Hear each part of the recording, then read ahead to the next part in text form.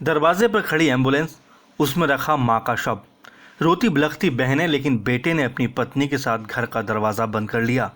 ये मामला झारखंड की राजधानी रांची का है, जहां एक इकलौते बेटे ने मां के निधन के बाद उनके शव को घर के आंगन तक में नहीं आने दिया। कोई घर के अंदर ना सके, इसलिए अंदर से घर के दरवाजे पर ताला भी जड़ दिया गया। बाहर खड़ी बेटियां गुहार लगाती रहीं, लेकिन बेटा ना माना और ना ही बहू। आखिर में अपनी मां की आखिरी विदाई के लिए बेटियां तैयार हुईं, लेकिन ऐसे में भी इस निर्दयी बेटे ने कहा कि उन मां का अंतिम संस्कार दूसरे गांव में करो। भाई के इस व्यवहार से आहत बहनें रोने लगीं और बार बार कहती रहीं कि मां को कोरोना नहीं था, उनकी रिपोर्ट नेगेटिव आई है। लेकिन भाई और उसकी पत्नी पर ज़रा भी असर नहीं पड़ा।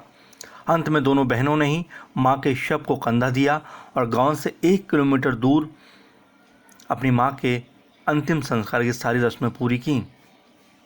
आपको बताया चलें कि 55 वर्षीय सांझो देवी की तबीयत बिगड़ने के बाद बेटी रानी देवी और दीपिका ने अस्पताल में भर्ती कराया और उनकी काफ़ी सेवा की। हैरानी की बात तो ये रही कि 13 दिनों तक मां का इलाज चला, लेकिन एक दिन भी उनका बेटा लालू उरांव अस्पताल में उन्हें देखने तक नहीं आया। फिलहाल ऐसे बेटे की हरकत ने इंसानियत की सारी हदों को लांघ दिया है।